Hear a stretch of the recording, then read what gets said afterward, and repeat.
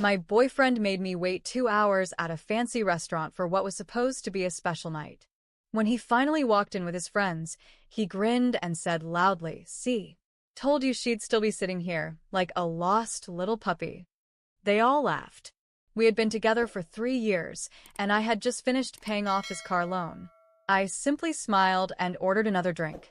This morning, my phone lit up with 78 missed calls, and his belongings are now sitting in trash bags at the nearest dump. I met Ryan 3 years ago in the most ridiculous way. My apartment got wrecked when my upstairs neighbor somehow forgot they had left their sink running before leaving for an entire weekend. Who does that? I had to crash at my brother's place while the damage was being repaired, and Ryan was the handyman assigned to fix everything. Every time he showed up, he'd discover a new issue, which, looking back, was probably just an excuse to keep coming over. I thought it was cute at the time. Now, I wonder if he was purposely messing things up just to stretch out the job. Either way, I remember thinking how easy it was to talk to him, which was rare for me since I tend to be super awkward around new people. Fast forward to our first year together, and everything seemed to be going great. We moved in together after 8 months, way too soon, I know. But his lease was ending, and financially, it just made sense. Ryan worked odd jobs, but always struggled to hold one down. Either he'd get fired for constantly showing up late, or he'd quit because his bosses were idiots who didn't appreciate his talent. Red flag number one that I completely ignored. Over the years, Ryan would send me these long, furious voice messages about how his employers were all morons who didn't deserve him. He'd rant about how they treated him like he was incompetent, mocked his accent, or laughed at how he dressed. He was convinced that he was the only thing keeping their businesses afloat, yet they never gave him the recognition he deserved. I saved these messages in my favorites folder, and sometimes, when they were particularly unhinged, I even downloaded them. I don't know why I kept them. Maybe deep down, I knew they'd be useful one day. He did the same thing with his parents, especially when they refused to lend him money. He'd send them the most awful voice messages, calling his dad a failure and saying his mom was too weak-minded to think for herself. One time, after they refused to help him with car payments, he sent a 5-minute rant about how they were nobodies who had accomplished nothing in life and how he was ashamed to be their son. I remember listening to that, feeling deeply uncomfortable, but instead of addressing it, I just added it to my favorites folder. By year 2, I was covering nearly all our expenses. My job isn't glamorous, but it's stable. And I kept telling myself that relationships are about balance. Sometimes, one person carries more weight until the other finds their footing. Ryan always promised things would get better soon. He just needed the right opportunity, and everything would turn around. 6 months ago, Ryan's car broke down, a flashy 2015 sports car that was way beyond his means. He was devastated, claiming it was his dream car and that he couldn't hold down a job without it. Like an idiot, I offered to help with the payments since, without a car, he couldn't work consistently. That help quickly turned into me taking over the entire loan, $386 a month, a huge financial burden for me. I suppose I just wanted to be supportive and believed this would finally help him get on track. People kept asking me why I was paying for his car. Looking back, the answer is painfully obvious, but at the time, I genuinely thought I was helping us both. We lived together, split expenses, and without transportation, he couldn't keep a stable job.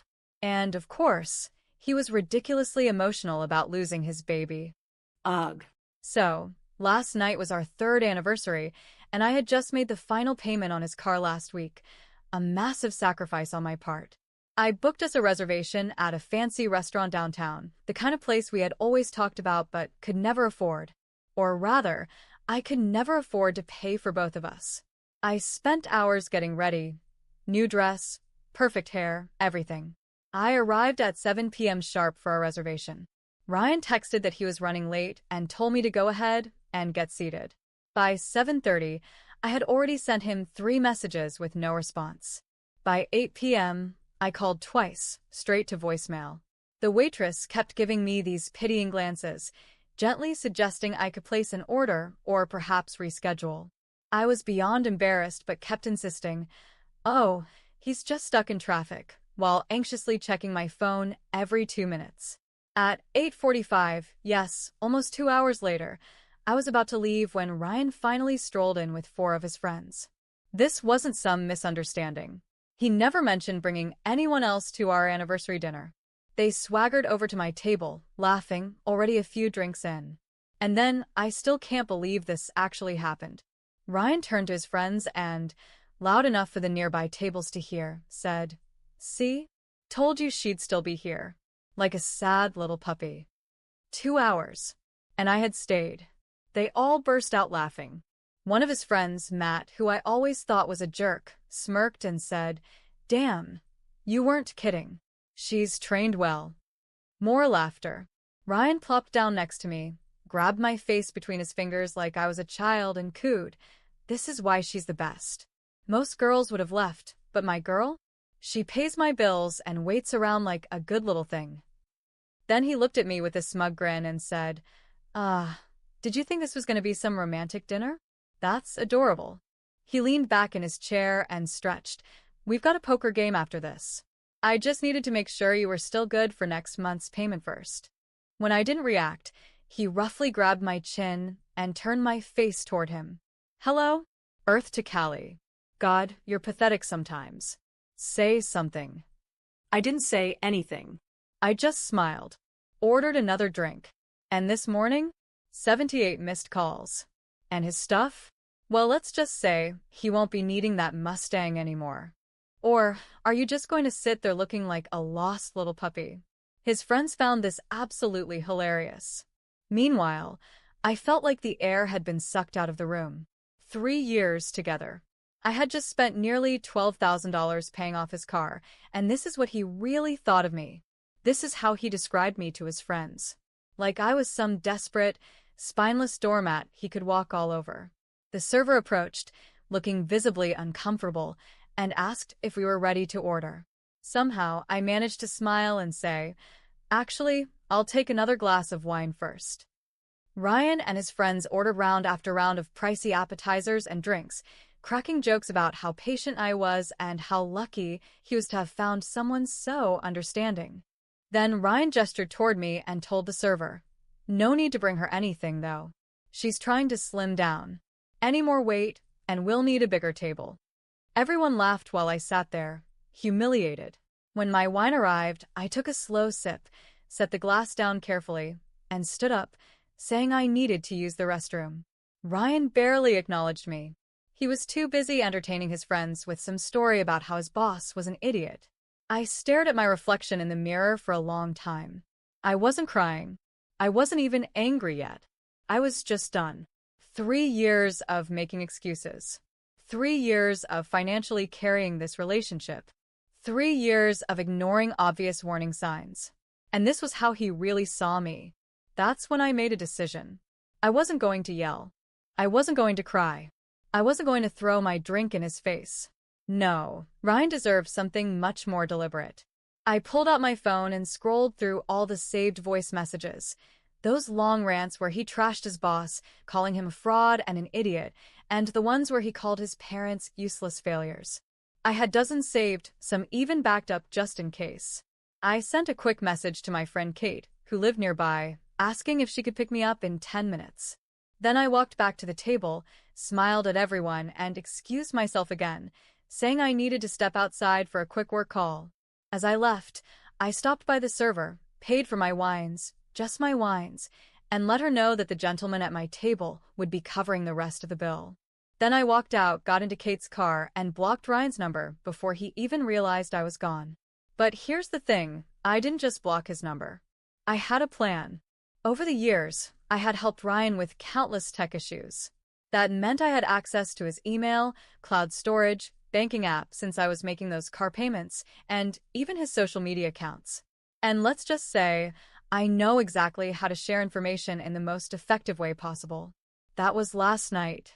This morning, I woke up to 78 missed calls from unknown numbers, probably his friends, and a flood of panicked messages from Ryan's work phone, begging me to talk.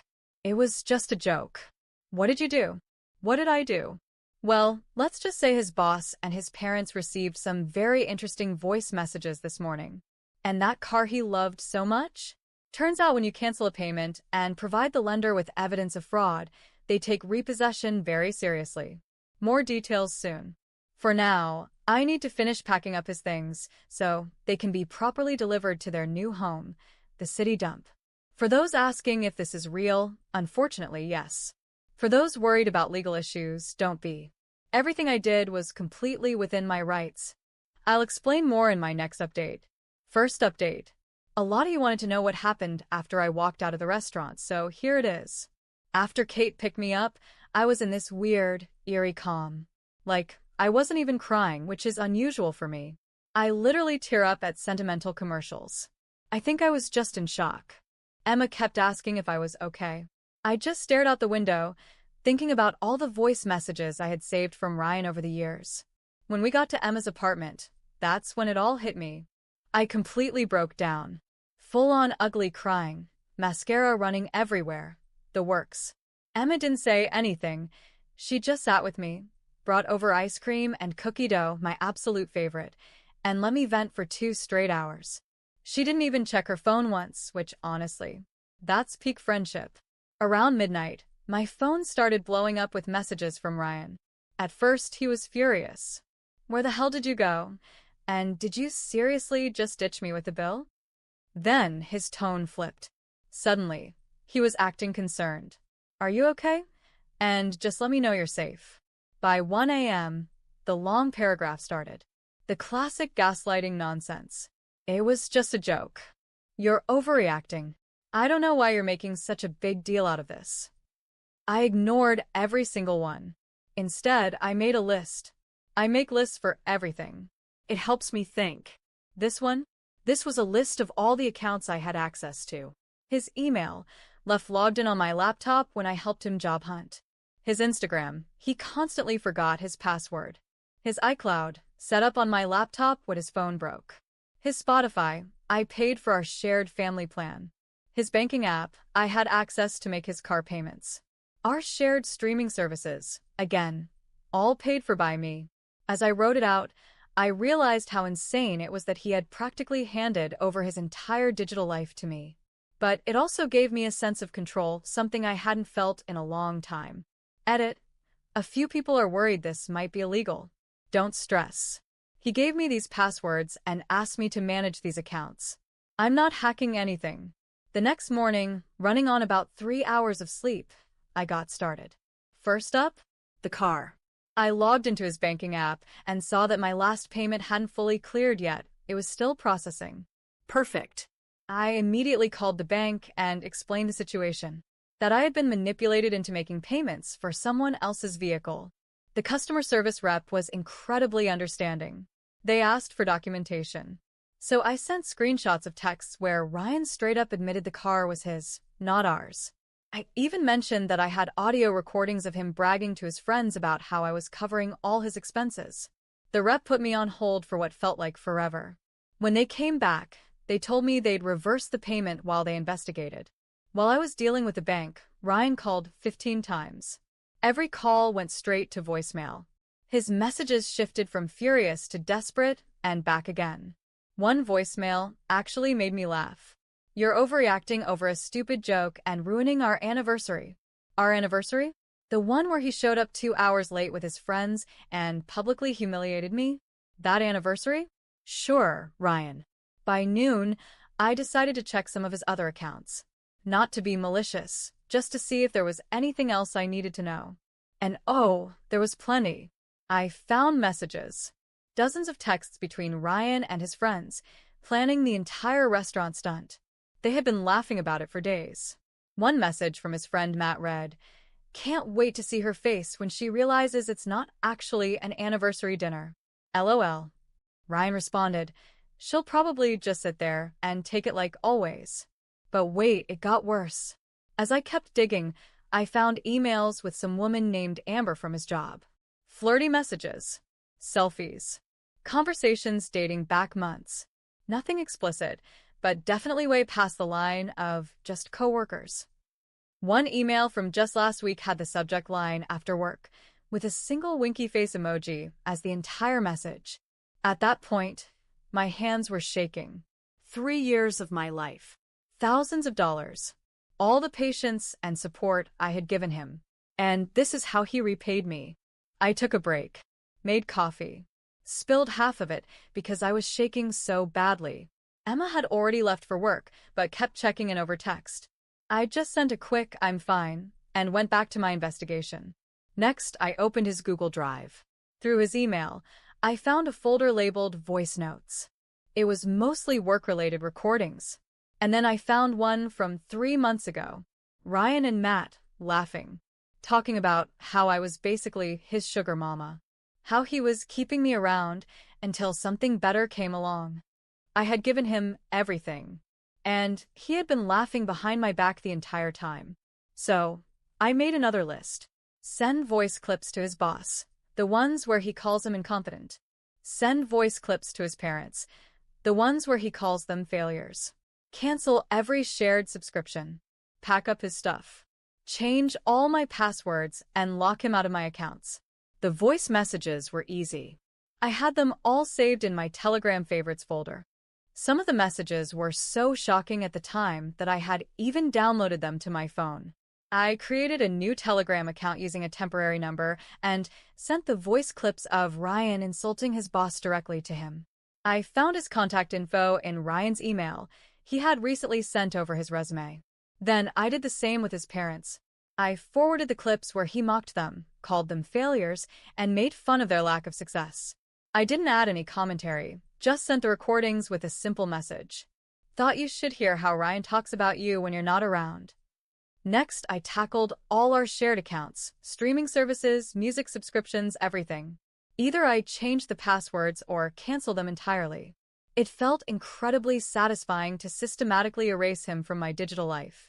Then came the harder part, packing up his things. Ryan had been living with me for over 2 years, which meant he had a lot of stuff in my apartment. I started with his clothes, shoving them into garbage bags without even folding them, a small act of defiance since I used to carefully fold all his laundry. 7 bags just of clothes and shoes. I was halfway through clearing out the bathroom when my doorbell rang. My heart stopped. I peeked through the peephole. Ryan. He was standing there, looking all sad, holding a bouquet of flowers. Flowers. Like that would change anything. I didn't answer. Instead, I backed away from the door and sat silently in the hallway, trying not to make a sound. The doorbell rang again. And again. Then he started knocking. Then calling my phone, which was already on silent. When that didn't work, he started yelling through the door. Stop acting childish. We need to talk like adults. He kept at it for at least 20 minutes.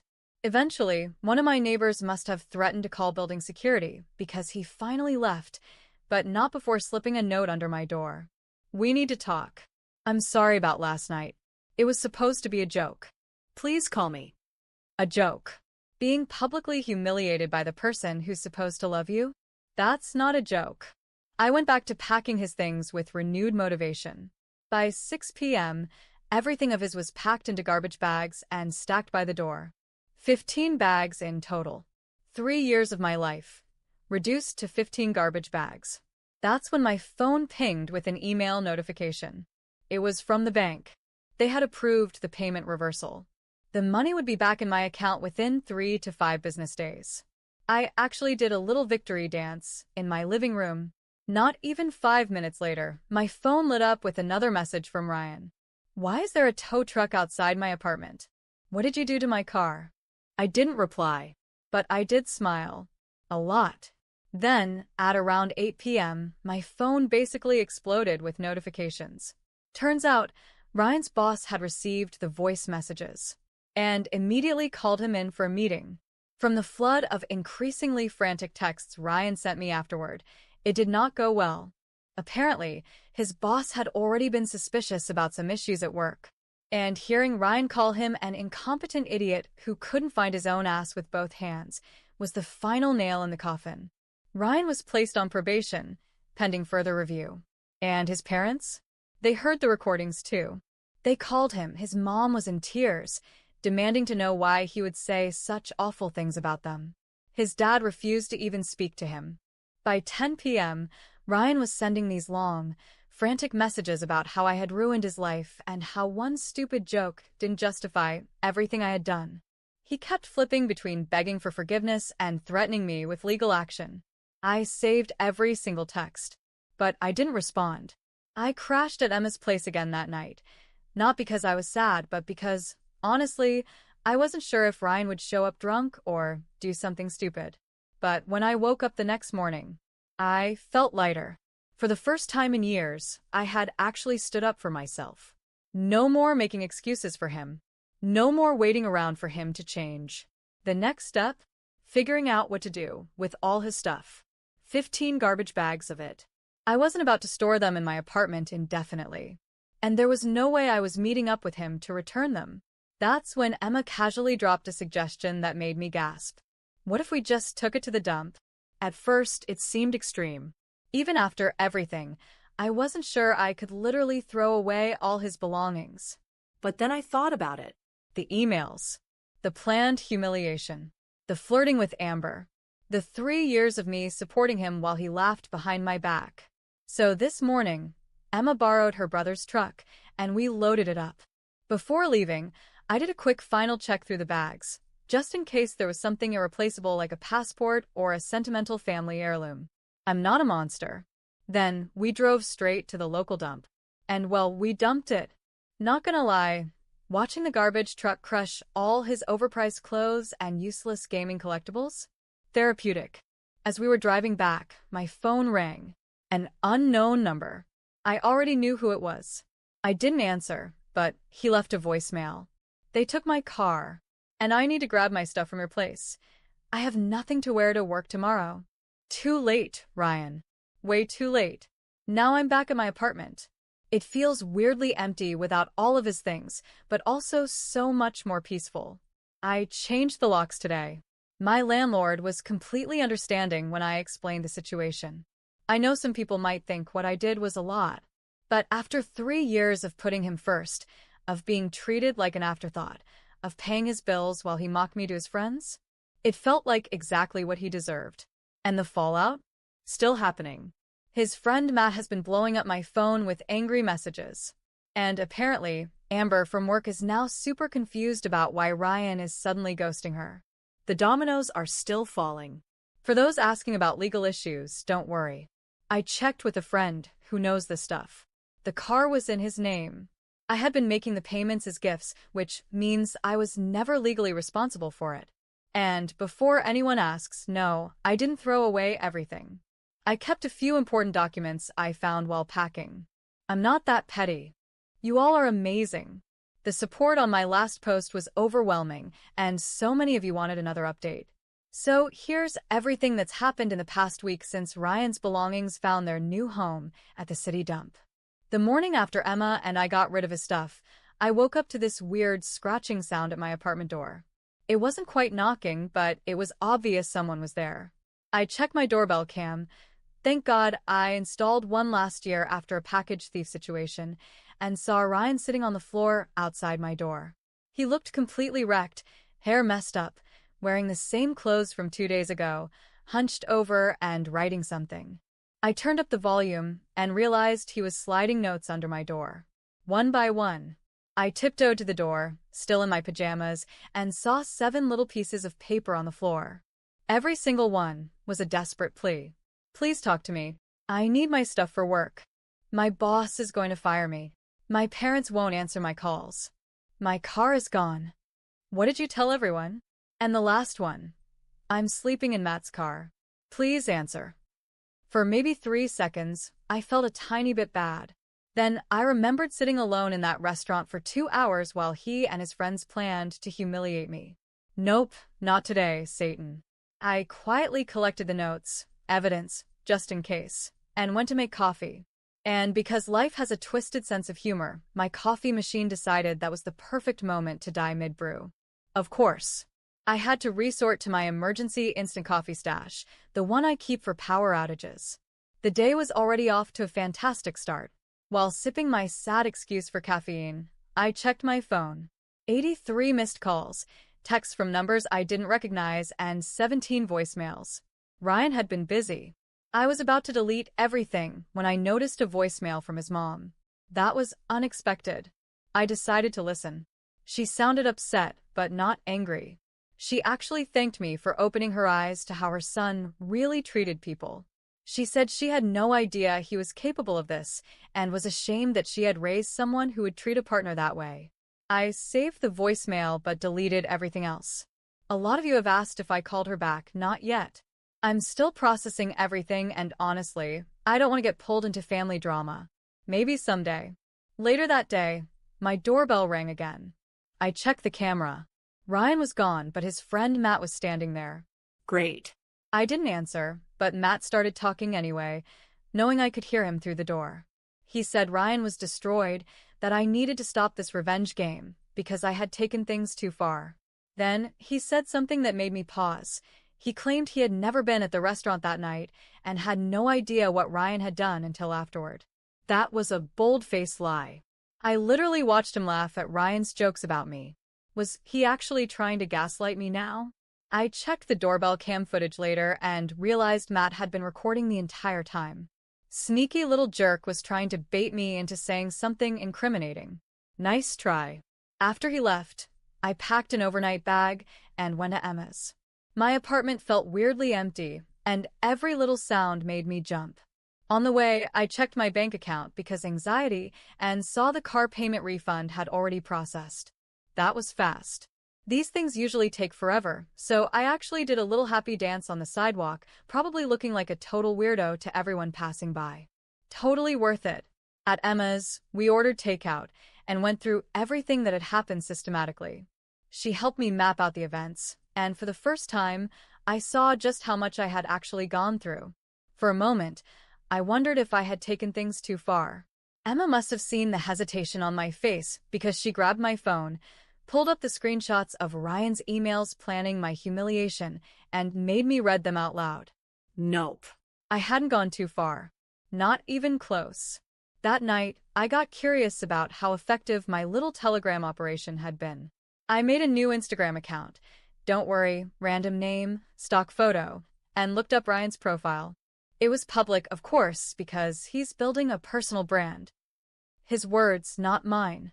His latest post was a long, rambling non-apology about how he had made mistakes and hurt people who didn't deserve it. Classic vague booking, no actual accountability. The comments were a mess. Some of his friends were asking what happened. Some girl, probably Amber, had commented, "Call me crying face." His cousin had written, "Grandma's asking why you're not answering her calls." While I was totally not stalking, my phone buzzed with a text from Damon, a mutual friend. "Can we talk?" Not taking sides, just confused. I ignored it. Then he sent another one. "Ryan told everyone you hacked his accounts and stole from him. But that doesn't sound like you." Excuse me, what? I called Damon immediately. He picked up on the first ring, sounding shocked I actually called. And what he told me was unbelievable.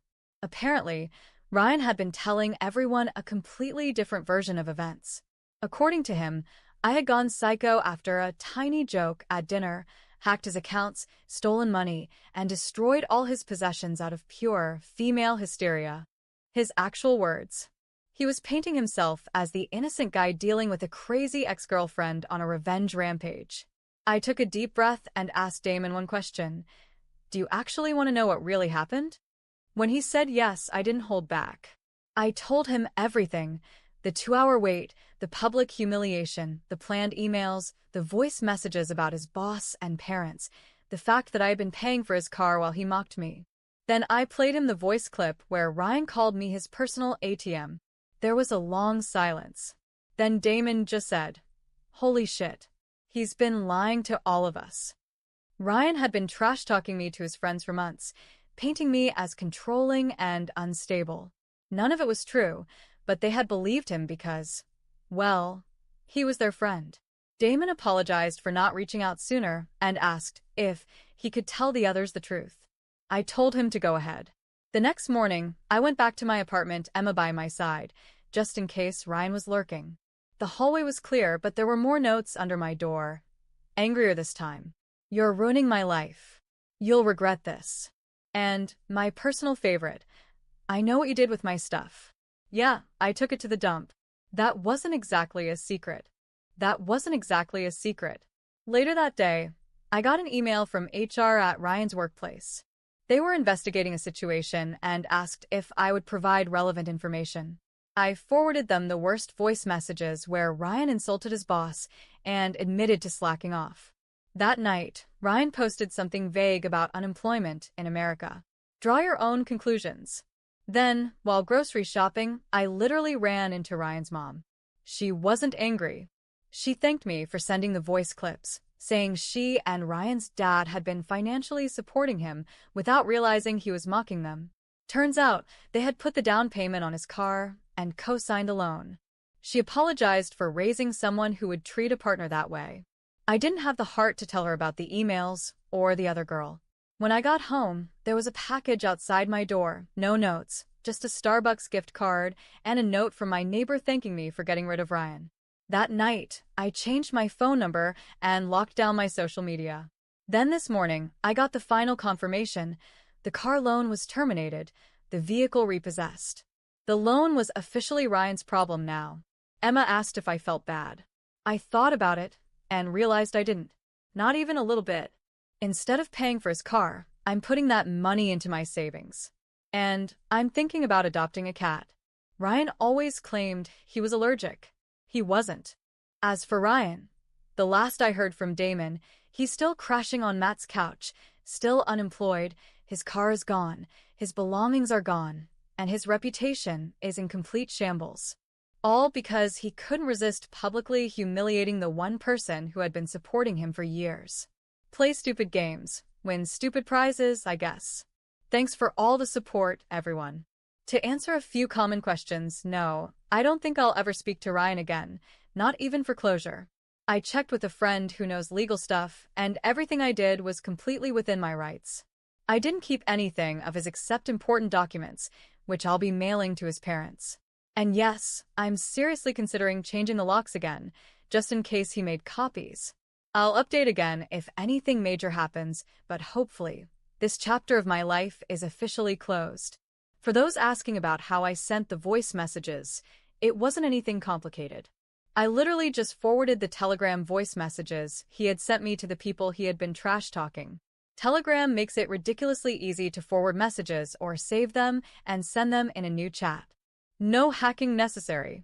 Now, for the final update, because it's been 6 months since all of this went down, and a lot of you have been DMing me asking how things turned out. So, here's the closure post. First off, I moved about a month after everything happened. Even though Ryan was gone, my old apartment just didn't feel right anymore. My lease was ending anyway, so I found a smaller but way cozier place across town. It costs a bit more, but honestly, the peace of mind is worth every penny. Also, I got a cat. Her name is Cammy. She's a sassy little tortoiseshell, and for some reason, she absolutely hates men. My brother came over to help me put together a bookshelf, and she hissed at him the entire time. But every night, she curls up on my pillow and purrs like a lawnmower. Soul sister energy. Financially, things are looking up too. I've been putting all the money I used to spend on Ryan's car payment into savings, and it's already added up to over $2,300. I'm using some of it to take a solo trip to Portland next month. I've never traveled alone before, and I'm nervous but also so excited. Now for the Ryan updates, because I know that's what most of you are here for. About a month after my last post, Ryan lost his job completely. Not because of the voice messages I sent, though those definitely didn't help, but because he kept showing up late and apparently had a full-on meltdown in a team meeting. I know this because his mom still texts me occasionally. We've developed this weird dynamic. It's not exactly a friendship, but there's definitely a sense of mutual respect now. Ryan moved back in with his parents for a while, but according to his mom, that didn't last long. He refused to follow house rules, kept coming home drunk at 3 a.m., never helped out, and was generally just Ryan. So his parents finally gave him an ultimatum: get a job and contribute, or move out. He chose to move out. Now, he's apparently bouncing from couch to couch, though his friend circle has dramatically shrunk. And his car? The loan company sold it at auction, and get this, it sold for less than what was still owed on it. Couldn't have happened to a more deserving guy. So now, on top of everything else, Ryan has to keep making payments on a car he doesn't even own anymore. His mom told me he actually tried to go after me legally for it, but his own lawyer shut that down immediately. Since the payments I made were considered gifts and I had actual evidence of his fraud, he didn't have a case. Meanwhile, Amber, the girl from his work, is now officially his girlfriend. Though, from what I've heard through mutual friends, it's already a complete mess. She caught him talking to other women on Tinder while they were together, but took him back anyway. They've already broken up and gotten back together 4 times. Poor girl is exactly where I was 3 years ago, and honestly, I really hope she figures it out faster than I did. Oh, and I almost forgot the weirdest part of this entire saga. 3 months ago, Ryan's brother reached out to me on Instagram. We had met maybe twice in the entire time I was with Ryan, so this came completely out of nowhere. He started off apologizing for his brother's behavior, which, fine, normal enough. But then, he asked me out. I just sat there staring at my phone like, "Sir, read the room." I politely declined, then blocked him. Some people truly have zero self-awareness. Now that I've had some distance, I actually sat down and calculated approximately how much money I spent on Ryan over our 3 years together. Between the car payments, covering rent when he was between jobs, paying for most of our dates, and the many loans that were never repaid, the total came to over $30,000. That's a down payment on a house. I could have traveled the world. I could have paid off my student loans. Instead, I funded the lifestyle of someone who looked me in the face and called me a pathetic puppy. Some people in the comments have said I went too far by getting him fired and exposing him to his parents. First of all, I didn't get him fired. His own words got him fired. Second, if you're still defending him after he spent days planning and executing a public humiliation of the one person who supported him for years, maybe take a moment and ask yourself why that is. And for those wondering if I'd ever consider talking to him again for closure, the answer is no. I don't need to hear his excuses. I don't need his side of the story. My closure happened the moment I walked out of that restaurant 6 months ago. Everything since then has just been confirmation that I made the right choice. So that's where things stand. If you take anything from my story, let it be this. When someone shows you who they are, believe them the first time. And if they call you a pathetic puppy, take their car. Dump their stuff at the local landfill. That's just a joke. Maybe not.